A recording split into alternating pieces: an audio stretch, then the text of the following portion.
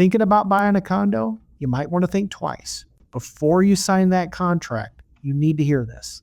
Hidden fees, nightmare HOAs, and resale struggles could turn your dream home into a financial disaster.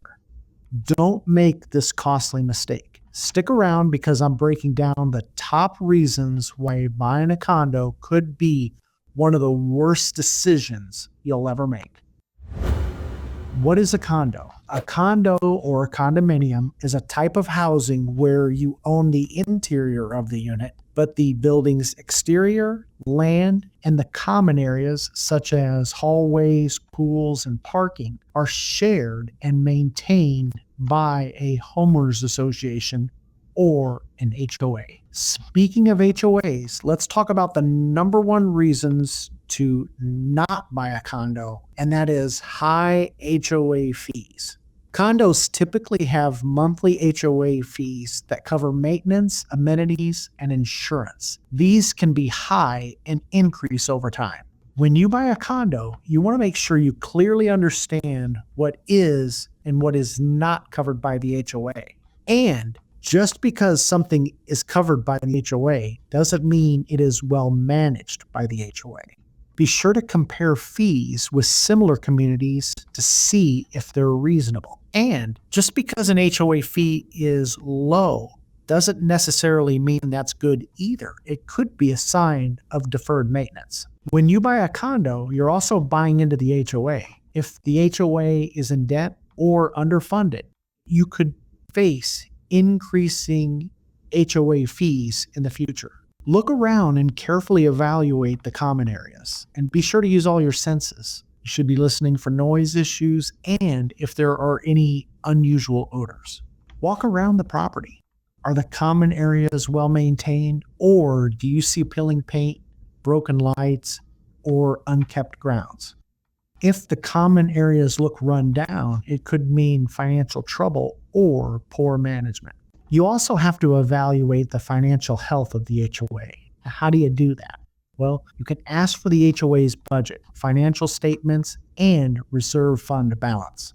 A well-funded HOA should have enough reserves for major repairs, roof, siding, things like that, without issuing special assessments. And we'll talk a little bit later about special assessments. This is really important. Request copies of recent HOA meeting minutes to see what's being discussed. These minutes could be a gold mine and could give you insight on what might be an issue lurking around the corner. Look for any upcoming repairs or financial concerns. Ask to see if the HOA is involved in any legal battles with homeowners, developers, or any vendors. Find out who is managing the HOA. Some HOAs are professionally managed and some are not.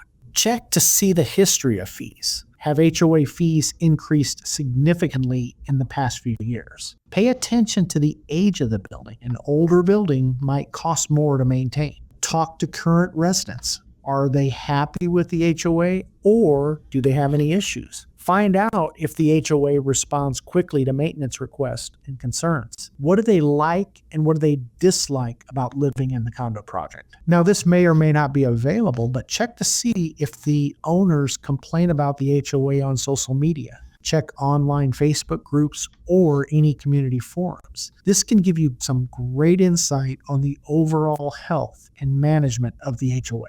Now let's talk about special assessments. Now, the second reason I would avoid buying a condo is because of special assessments. For example, let's say the parking lot is in disrepair. Guess who's going to pay for that new parking lot? You are, by means of a special assessment. A special assessment for a condo is a one-time fee charged to condo owners by the homeowners association when there's not enough money in the reserve fund to cover major repairs or unexpected expenses.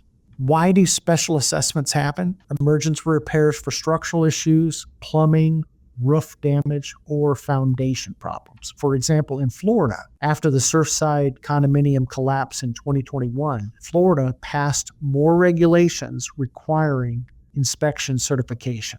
Many condos were hit with massive special assessments in order to bring their building up to the new requirements. Some owners were hit with a special assessment to the tune of $100,000 per owner. The third reason buying a condo is a bad idea is because of the rules and regulations of the HOA. Before you purchase a condo, make sure you carefully review the rules and regulations of the HOA. For example, some HOAs have restrictions on rentals or Airbnbs. Make sure you find this out before making your purchase. This could be good or bad depending on your situation and how you plan on using your condo. Some condos are going to have restrictions on pets. For example, dogs. Some HOAs might have restrictions on the type of breed or the size of the dog. Again, this could be good or bad, but it could turn around and bite you when you decide to sell. So make sure you do your research up front before you buy.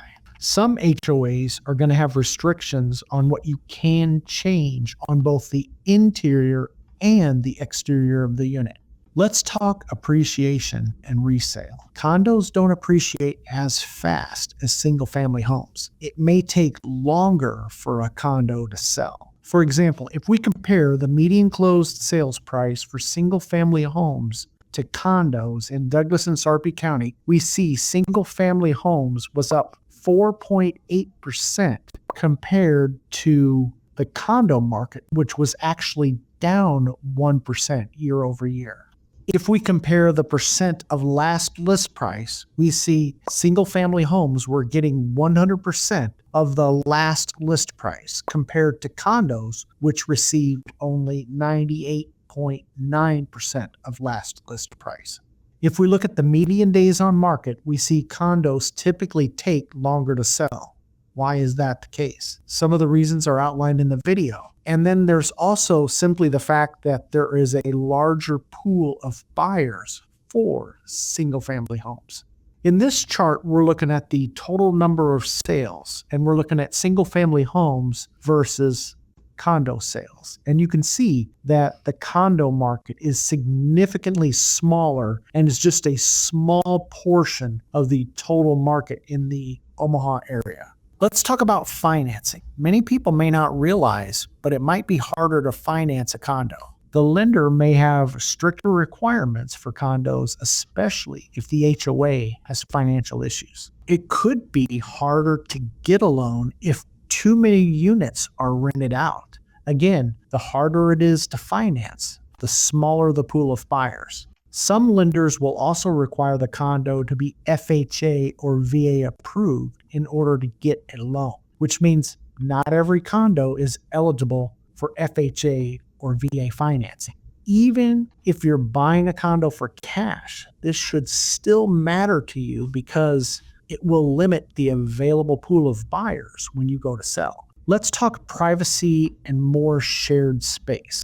One of the biggest draws when you're purchasing a home is privacy. Some condos are really no different than apartments. You'll have many of the same issues you have when you rent an apartment. For example, you might have shared hallways, walls, and parking. You might have the same issues when it comes to noise, like thin walls and people living above and below you. When it comes to noise, you might want to visit the building at different times, like in the evening or the weekend. And if you like to entertain, some condos have limited guest parking, making it inconvenient for visitors. Another issue is the lack of a yard. One of the nice things about a market like Omaha is the lot size. When buyers relocate to Omaha, especially from markets like from Southern California, they are pleasantly surprised at the amount of yard that comes with a single-family home. Many home buyers want the ability to open the back door and let the dogs and the kids have the ability to play in their own fenced yard.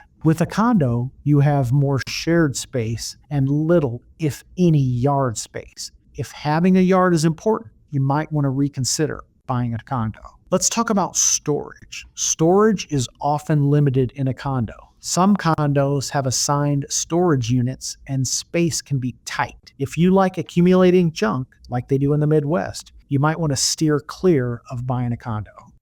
Limited control over management decisions. One of the reasons people like buying a home in the first place is because they want more control over what they own. When you rent, you're subject to the whim of the landlord. The landlord will determine when and if they'll paint. When you own a condo, you're at the mercy of the condo association. Maybe the HOA will paint the exterior, but you have little, if any, control over when and what color. You're also going to be subject to the politics inside of the HOA. One of the concerns is going to be financial mismanagement or dispute amongst the residents. Owning a condo puts you in front of all of that drama. I don't care how well something is managed, trust me, there's going to be somebody unhappy about something. When you buy a condo, you have to understand and be willing to put up with this drama. Let's talk about poor association management. The HOA can be only as good as the management. If you have poor leadership within the HOA, this can lead to poor management decisions and costly management mistakes. Understand that management can change over time. Maybe things are running smoothly now, but that doesn't mean they're going to be managed properly in the future. This can change over time. And if something you should be aware of, poor condo management could have a negative impact on the value of your condo. Many people don't have the time or energy to get involved. If you don't have the time or if you don't want the drama, you might want to reconsider purchasing a condo.